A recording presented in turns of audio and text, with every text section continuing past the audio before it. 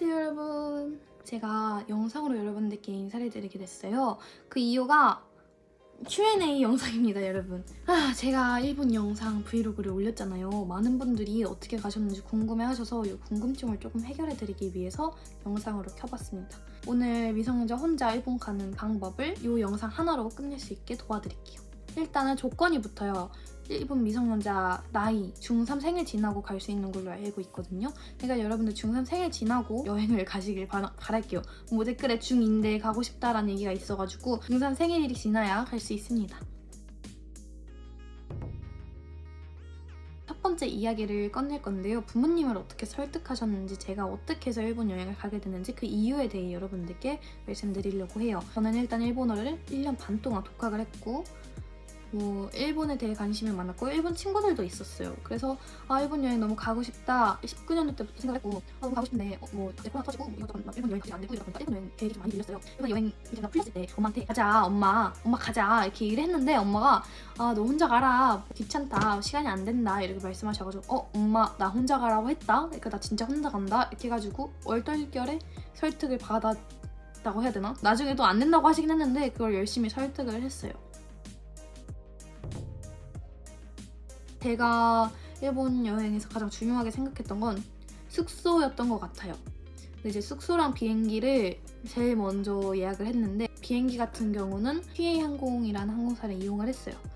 비행기 예약은 제한받는 건 저는 없었답니다. 그리고 이제 숙소가 제일 중요한데 숙소 같은 경우는 아사쿠사 리치몬드 호텔이라는 곳에서 묵었어요. 이거 저는 아고다라는 앱에서 예약을 했는데 일단 호텔 정하셨으면 사이트 들어가셔가지고 그 미성년자 숙박 동의서가 있는지 확인을 한번 하세요. 있으면은 그걸 작성을 해서 가시면 돼요. 근데 보통 확인을 안 하시더라고요. 저도 확인을 안 했고 제 브이로그 잘 보시면 확인을 안 하세요. 그래서 확인을 아예 안 하는데 그래도 혹시 모르니까 가져가세요. 만약에 이게 예약을 했으면 이제 호텔 메시지랑 이메일이 있거든요. 거기로 이제 영어로 몇 살이고 부모님 숙박 동의서 그거 써가지고 갈 방문 예정이다 라고 하면은 확인 메시지가 오니까 그렇게 3차 확인까지 하시길 바랄게요.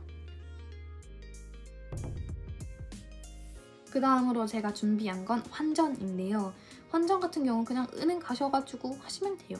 그게 끝입니다.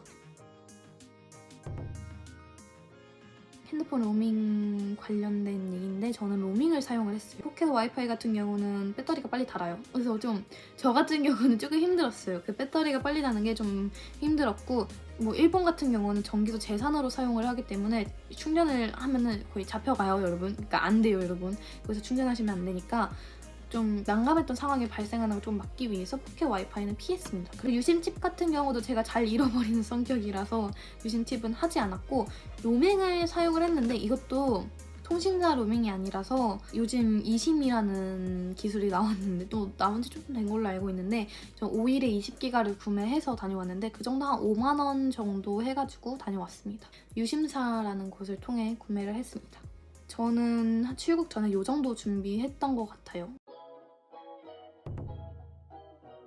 공항으로 가면은 공항에서 확인했던 건 딱 2가지였던 것 같아요. 여권이랑 백신 접종 증명서랑 PCR 확인서, 음성 확인서 요거를 이제 프린트를 확인을 해요. 그러니까 여러분들 요거 꼭 챙겨서 가시길 바랄게요. 그리고 이제 입국 심사에 대해 여러분들께 말씀드릴 건데 입국 심사 같은 경우는 저는 마이SOS라는 앱을 할 때 갔다 와가지고 마이SOS의 앱에 다 등록을 했어요. 그 앱으로 등록해가지고 입국 심사가 10분 만에 끝났습니다. 요즘은 마이SOS는 끝났고 비짓 재팬이라는 웹을 사용을 해가지고 가는 걸로 알고 있어요. 카드에 대해 여러분들 말씀을 해드리려고 하는데 카드 같은 경우는 마스터카드 등 이런 카드 있잖아요. 해외 사용 가능한 카드는 사용이 가능해요. 근데 다만 면세 부분에서 살짝 막히는 부분이 있어요. 자기 명의 카드가 아니면 면세에서 사용이 못하는 경우가 있어요. 돈키호테에서는 자기 명의 카드가 아니면 면세가 안 됩니다. 그렇기 때문에 만약 돈키호테에서 면세 하신다고 하시면 그 현금 사용을 하시는 게 가장 빨리 이제 예산 부분을 여러분들께 말씀드릴 건데 예산 같은 경우는 전 150 정도 잡았던 것 같아요. 왜냐면 이제 비행기랑 숙박이 70 정도, 70에서 60 정도 됐기 때문에 그리고 전 좀 오래 있었고 그래서 조금 넉넉히 잡았던 것 같아요. 이걸 다 썼다 아니면 더 넘었다 라고 말씀을 못 드리긴 하지만 예산 그 정도 잡았습니다. 그리고 요즘 비행기 값이 40만 원이기 때문에 요즘 가는 건 추천드리지 않아요. 이렇게 생각보다 영상이 좀 짧을 것 같은데 여러분들도 안전하게 일본 여행 다녀오시길 바랄게요. 그러면 안녕. 요즘 어색한데? 안녕. 잘 다녀오세요 여러분.